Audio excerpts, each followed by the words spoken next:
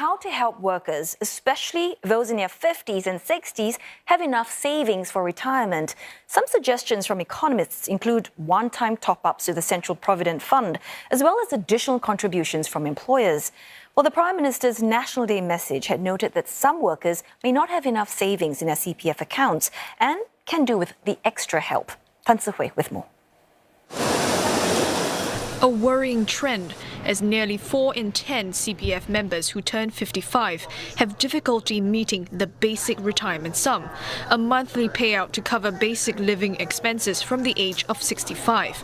Economists point to one reason: irregular contributions to the mandatory Social Security savings scheme. Maybe they spent a few years out, or maybe even a decade or more, out of the labor force, perhaps because they're stay-at-home parents or they're caregiving to the elderly and so on. Or perhaps they're doing non-CPF work, like self-employment. Analysts say extra help could come in the form of a one-time cash top-up, but they say it's a stopgap measure at best. A better way is to incentivize employers to increase their CPF contributions. Employers, we can make a scheme such that perhaps on a voluntary basis, companies, organizations can take on a higher contribution rate.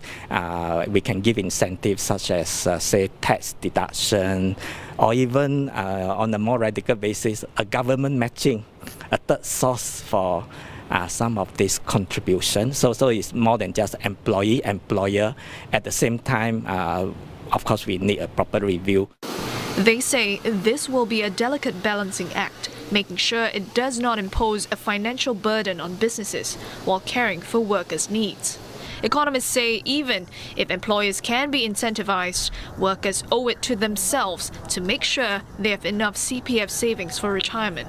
What's likely to happen is that the government will try to encourage more older workers who are able to and interested in working, trying to encourage them to actually participate in the formal labor force in CPF paying jobs so that they can build up their own retirement savings. PM Lee says more details will be shared during the National Day rally on 20th August.